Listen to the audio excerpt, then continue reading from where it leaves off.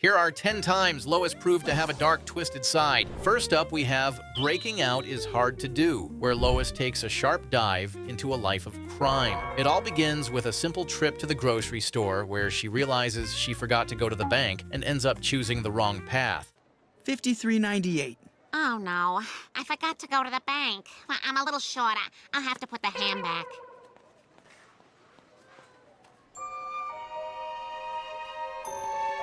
At first, it's just a single item she grabs on impulse, but this one-time thing quickly turns into a habit, with Lois stealing items left and right. Oh, my God.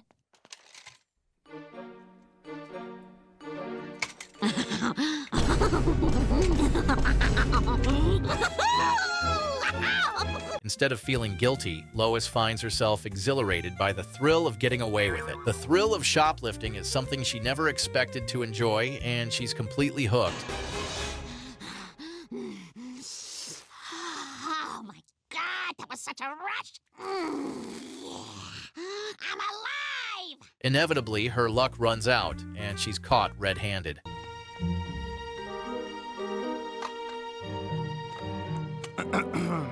Brian, what are you doing here? I should ask you the same question. When Lois is brought to court, she shockingly tells the truth about her crime, offering no excuses. Her live demonstration of the theft, however, ruins any chance of a lighter sentence and seals her fate. Well, Mrs. Griffin, considering this is your first offense, I've decided to go lenient and... Where the hell is my gavel? Give me that! But Lois isn't ready to face prison time, and the family can't cope with her absence. Who else is going to clean the house? So Peter, determined to save her, hatches a plan to break her out. I think I got an idea of how to smuggle you out. Bye-bye. Take care now. Have a nice day. Now, the entire Griffin family is on the run from the law. They go all out, abandoning their normal lives, hiding from the police, and eventually trying their luck in Asiantown. But the life of a fugitive doesn't sit well with everyone in the family. Chris, I'm hungry. It's your turn to keep watch for the cops. Wait a minute, am I the only one who thinks this is nuts? We've given up our whole lives. Come on, Brian, a change of scenery's always good. But Joe eventually tracks them down, leading to a wild chase right into the sewers. It's there that Lois finally realizes the full consequences of her reckless actions. I can't do it, Peter. What are you talking about? Look at us. We're running through a sewer, and it's because of me. Look, honey, it was very sweet of you to break me out of jail, but I did something wrong, and I'm the one who should pay, not my whole family. I'm gonna turn myself in. As Joe closes in, he slips and nearly falls from a ledge. Lois, moved by a moment of remorse, pulls him to safety. Joe, you're too heavy. I can't hang on. Pretend I'm your child, Lois! Nutmeg, nutmeg!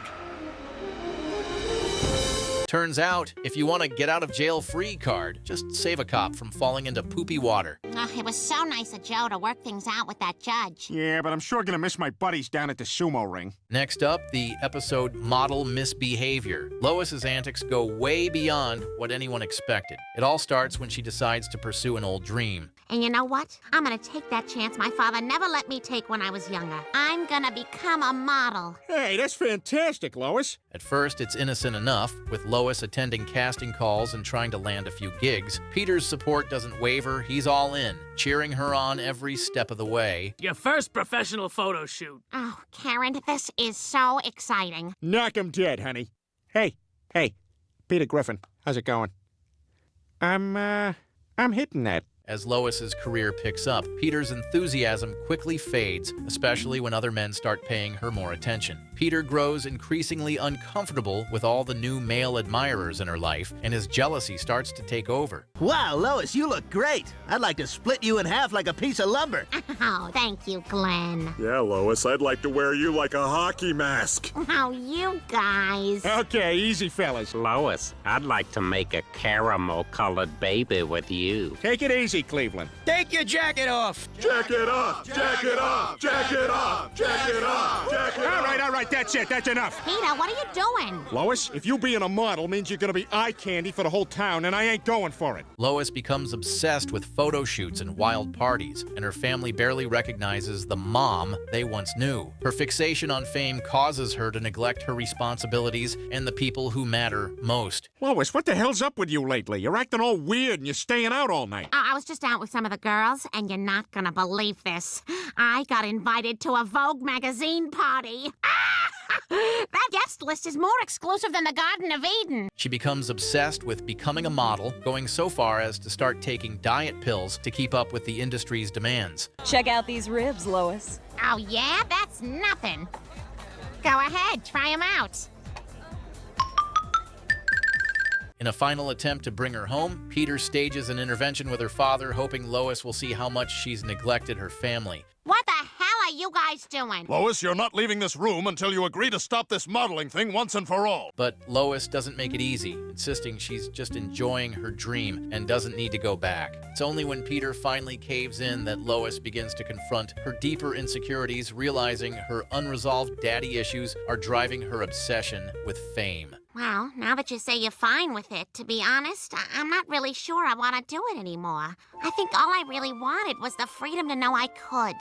And now I have it because I have you. You sure do, Lois.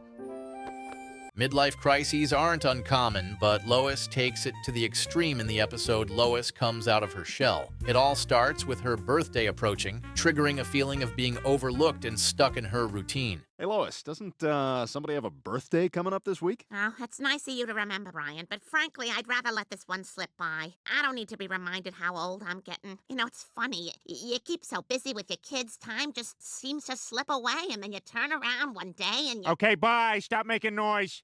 After the birthday party, Lois decides to make some changes. She tries out new hobbies and adopts a more youthful attitude, eager to reclaim the excitement and freedom she feels she's been missing. Hey,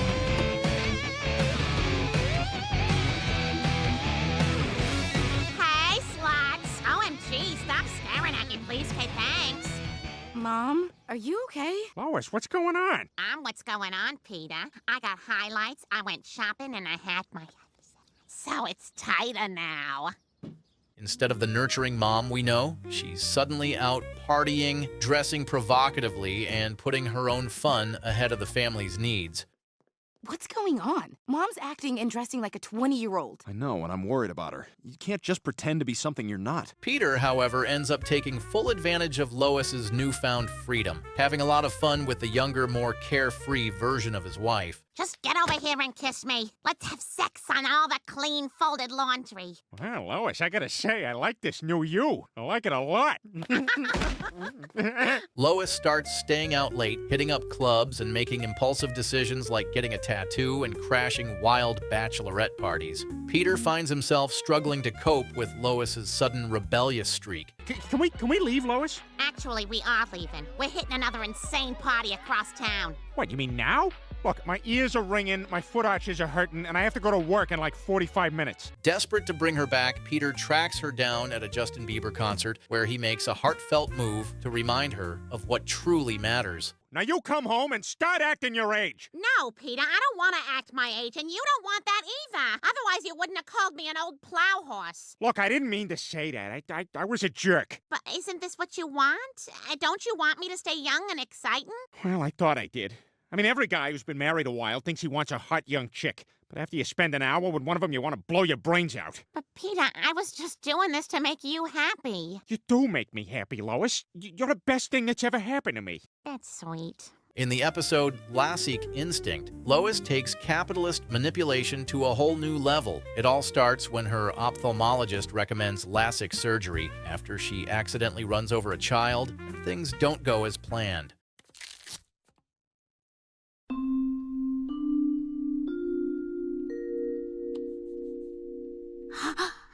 Oh my God. I'm blind. What do you mean you're blind? Lois struggles with her new dependence on others. Trying to cheer her mother up, Meg comes up with an idea by making an empowerment video. Here, the camera's on. Just getting your feelings out will make you feel better. Oh, okay. Hello.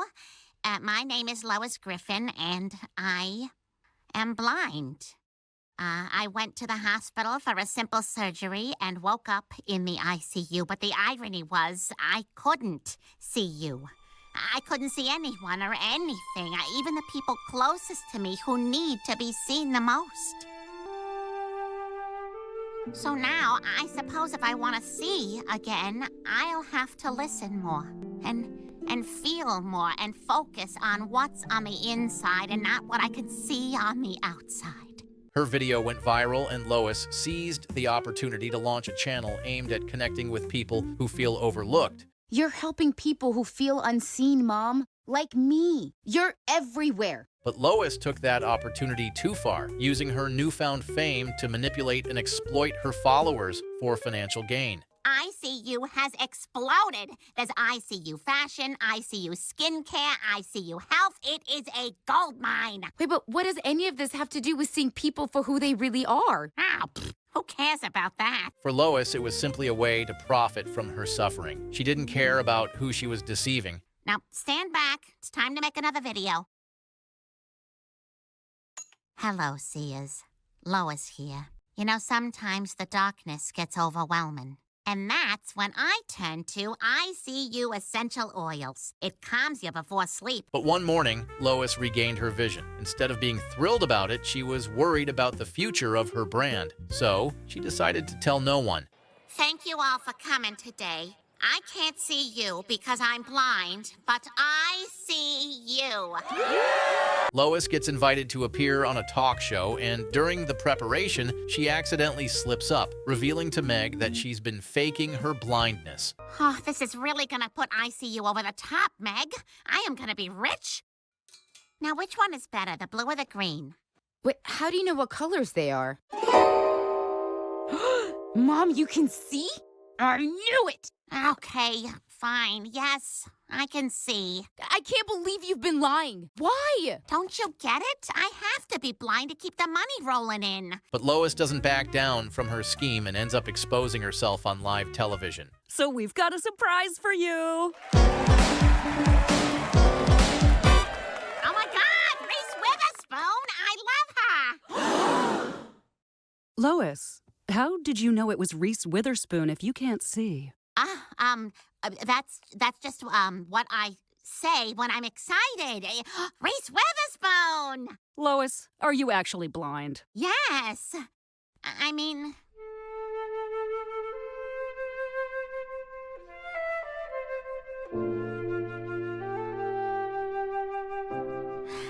No. I was blind when I started ICU, but I got my sight back a few days ago. I just wanted to make a difference and, you know, maybe get money from sympathetic strangers.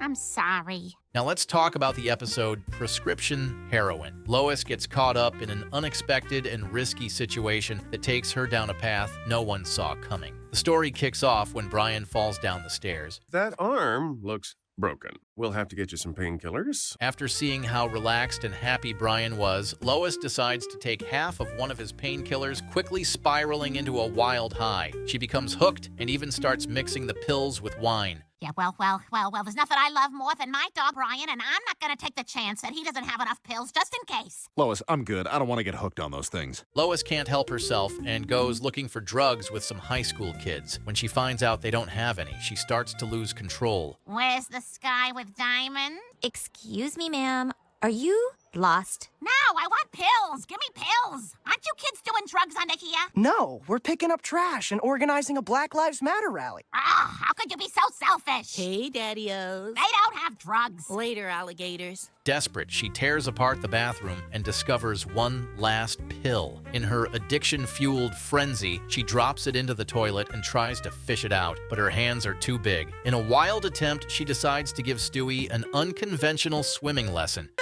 But you know how Teacher Amy has you dive for rings? Well, this is like that, except it's a pill, and it's not okay if you don't get it. Ah, damn you! Come on, you just touched it! Brian hears the screams and rushes in, putting an end to the madness and saving Stewie from drowning in the toilet. I just wanted the pill. Lois, you need help. Realizing how far Lois has spiraled, Brian decides to intervene. He offers her one last pill, claiming it's in his crate. But as soon as Lois goes in, Brian locks the crate, hoping it will finally get her to see that she needs help. Brian, unlock this cage. I'm sorry, I can't do that, Lois. You're an addict, and I'm the reason those pills were in the house to begin with. So I'm gonna get you through this. The most important thing is you getting better. Now, the withdrawal is rough on Lois, but ultimately, she gets through it with Brian's help.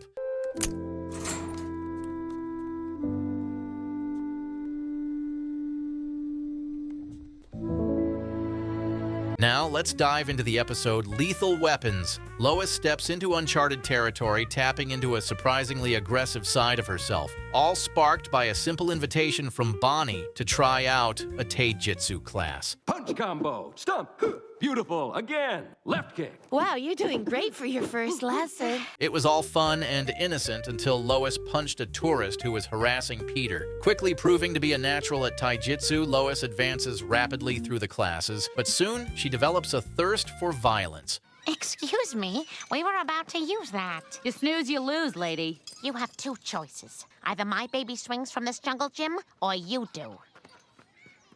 Ooh, Lois. Someone's wearing their ovaries on the outside. She saw me walk into the swing. Yes, she saw you. Easy now. Well, nobody walks all over me. Those days are over. Lois Griffin demands respect.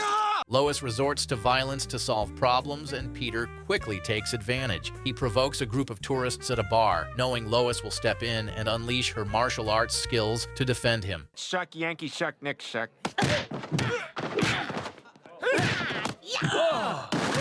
Krypton shucks. But Lois's violent attitude quickly spills over beyond the dojo and even into their bedroom as her aggression starts to seep into all areas of her life. What you looking at? The underpants. Lose them. Actually, I sort of have a headache, kinda. So, maybe tomorrow or... Take them off. Yeah, okay, honey. Lois punches Peter during an argument, and her newfound violent tendencies quickly spread to the entire family, becoming an uncontrollable epidemic. In the end, Lois shifts the blame to media influence, claiming it's all the fault of violent shows and movies. Man, I'm glad we got that out of our systems. I wonder what came over us. Maybe people are just naturally violent. I don't believe that. I think it's all the TV we watch. There's so much violence. Yeah. Following, we have the episode Throw It Away. What starts as Lois trying to simplify the Griffin family's lives soon spirals into chaos as she takes the idea of decluttering to extreme levels, all inspired by a book she recently read. So I want everyone to go through every single item you own, and if it doesn't kindle joy, throw it away. See? The family starts sorting through their belongings, deciding what to keep and what to throw away, but things quickly get out of hand.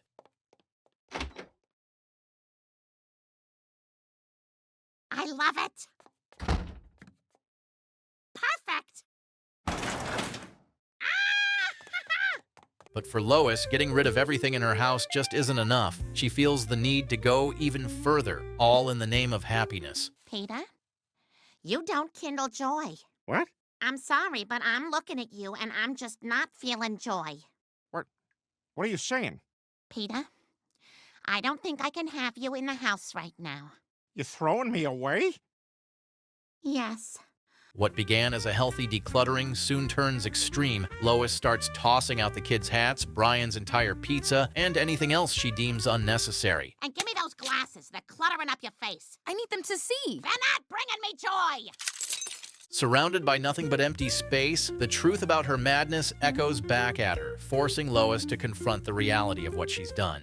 I'm so happy. I'm very unhappy.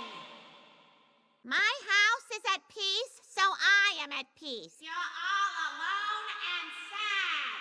Simplicity is good for the soul. Your soul is as empty as this house. This house. This house.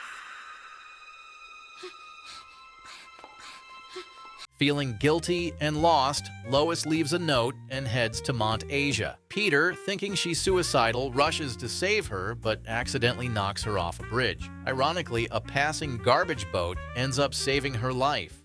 I'm fine.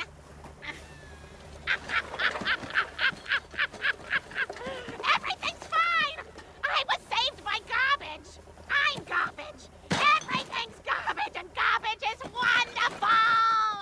In A Bottle episode, Lois reveals her psychotic side. The story kicks off with Lois planning a family trip. Everybody just pack your bags because we leave tomorrow. I thought you said July 4th. It's October. Yeah, but we always celebrate our holidays off-peak to save money. I don't know. This feels forced. Oh, come on. You kids are all getting older. We are running out of time to do stuff together as a family. Plus, this is our first Airbnb. That's a huge mom milestone. They arrived at a beautiful house, and the trip was going really well. The whole family was having fun.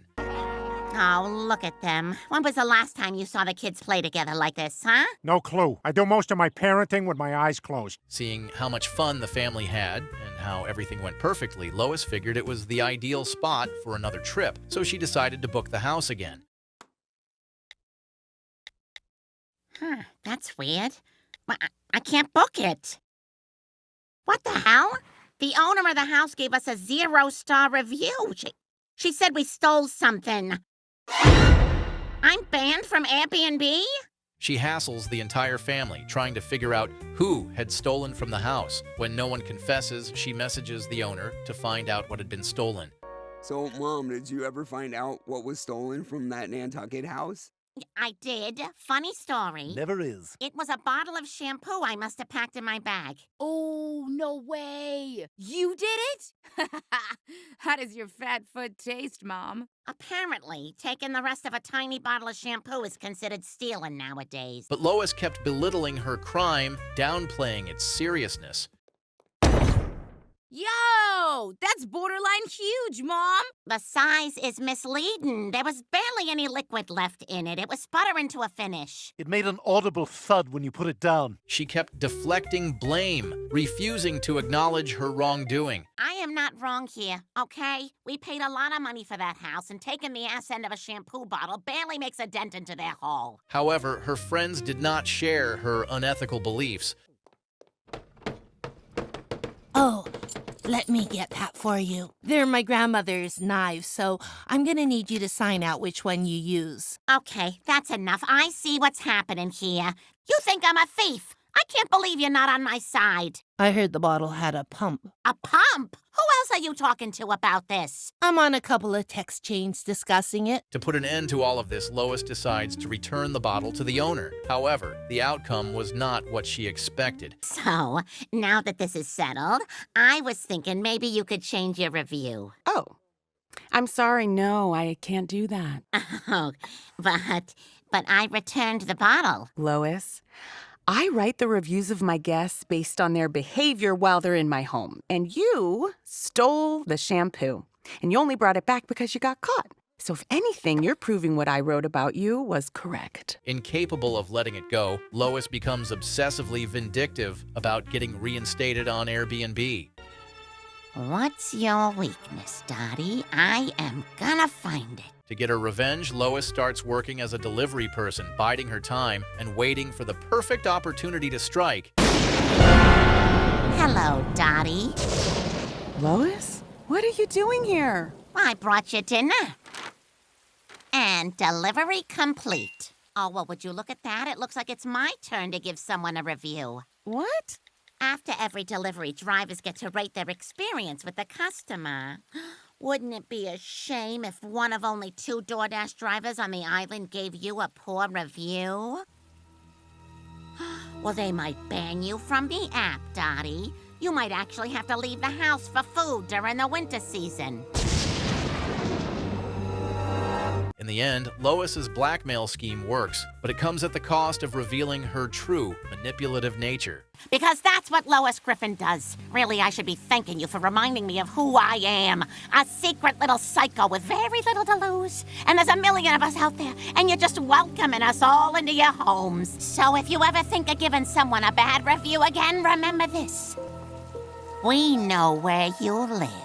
In the episode The First Noel, Lois turns the jolly season into a nightmare. It all starts with the Christmas preparations, but Listen, there's a lot of work to be done to make this place look festive. And unlike most years where I do everything, this year I want you all to help with the Christmas chores. Come on, Lois, you know the deal around here. We split everything 0-100 like most couples. And I also have another request. I'd like to finally get a present from the heart this year, not just some defective clothing item Peter got on clearance at Marshall's. Maybe leaving the Christmas shopping to the family wasn't the best idea. Wait, where's all the Christmas stuff? Yeah, about that. I can't believe this. Brian, where's Stewie's elf on the shelf? Meg, where's the twinkling lights I asked for? Peter, where's the Christmas tree? We don't even have a tree. Lois got so mad that she decided to abandon the family during the holidays. I've had it.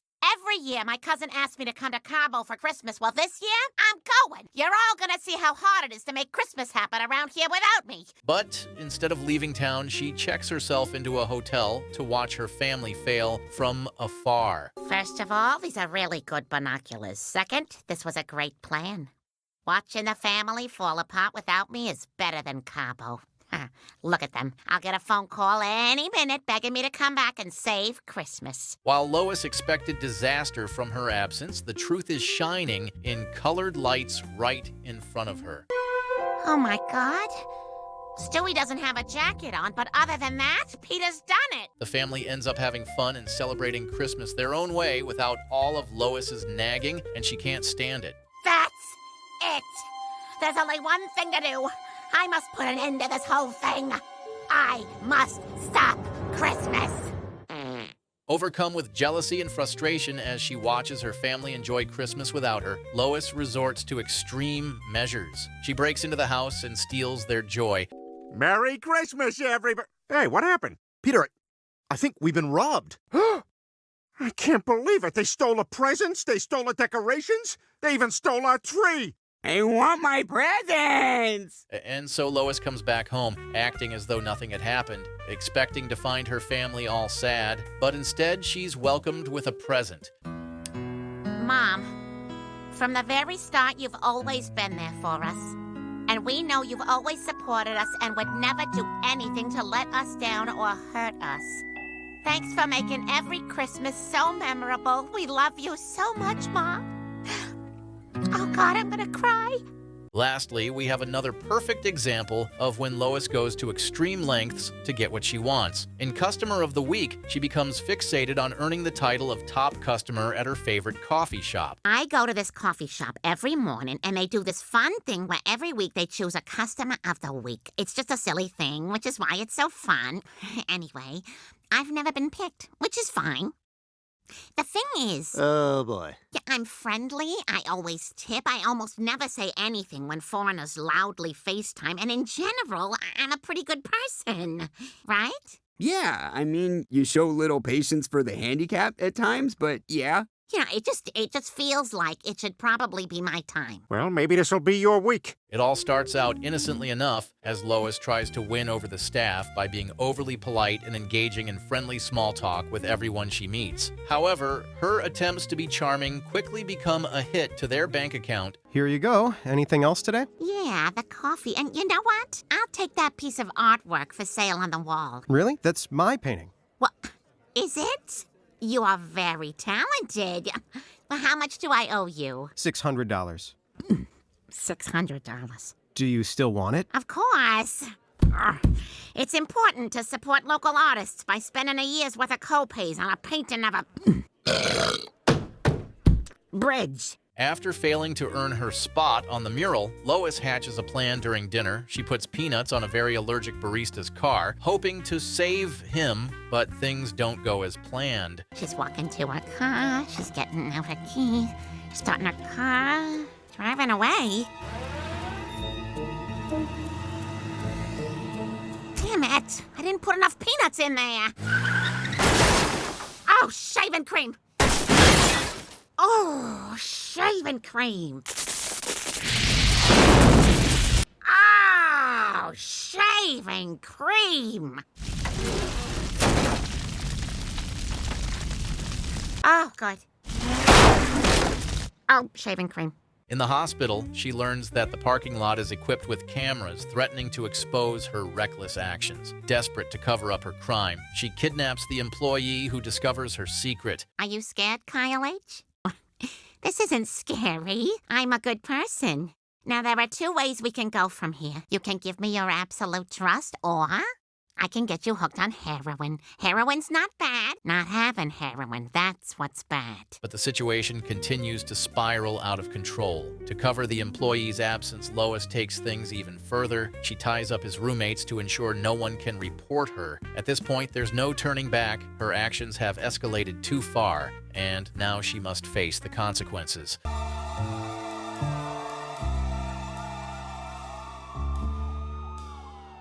Okay.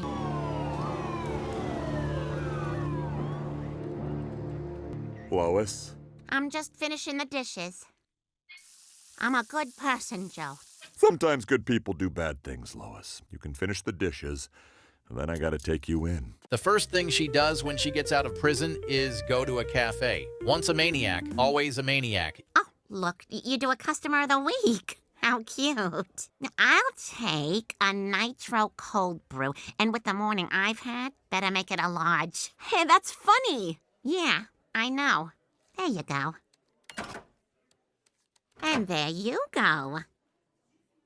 Oh, you could have said thank you. Don't see a lot of $5 bills in there. I must be a pretty good person to give a 5. If you think Lois's actions are as messed up as they get, hit the like button and subscribe for more Family Guy shocking moments.